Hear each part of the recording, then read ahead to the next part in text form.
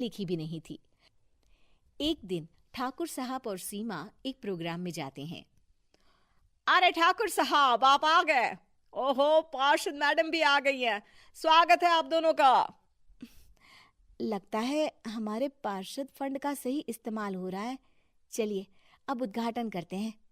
ये लीजिए ठाकुर साहब, कैची। आप ही सबसे पहले प्रवेश कीजिए।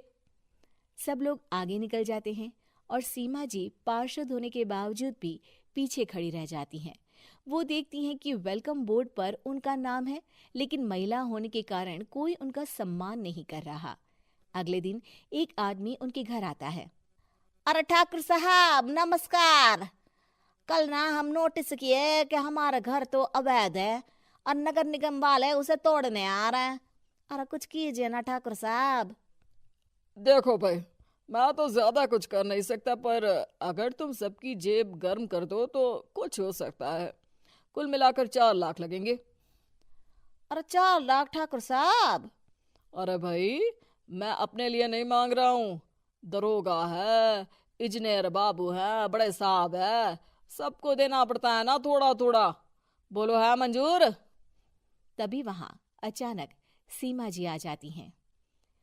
अरे ये आप क्या कर रहे हैं? पहले इन्हीं लोगों से तो आपने वोट मांगे, अब इनसे ही पैसे ले रहे हो। अरे चुप रहो तुम। तुम्हारा काम है सिर्फ अंगूठा लगाना। तुम वही किया करो। मुझे दूसरे काम तुम मत सिखाओ, समझी? और तुम ना जाओ, अब पैसे लेकर आओ, वरना जेसीबी किसी भी वक्त आती होगी। सब कुछ ऐसे ही चलते रहता है। एक दिन सीमा जी और ठाकुर साहब को एक लोकल मीटिंग में बुलाया जाता है। वहां पर कई और अधिकारी लोग भी मौजूद रहते हैं। अब मैं चाहूंगा कि ठाकुर साहब हमारे बीच 2 शब्द कहें।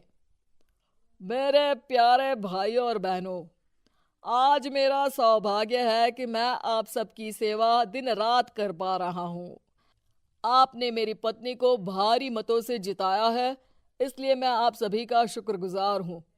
मैं आप सबसे वादा करता हूं कि हमेशा की तरह हमारे वार्ड में किसी को कोई तकलीफ नहीं आने दूंगा।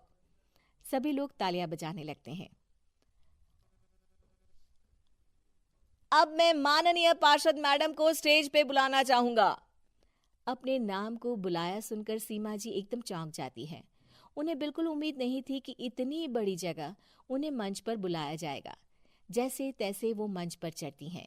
ऊपर जाते ही सीमा जी को सारी पुरानी बातें याद आ जाती हैं कि किस तरह उनके पति उन्हें कभी भी आगे बढ़ने नहीं देते और उनके नाम से गलत काम करते हैं। वो बोलने लगती हैं।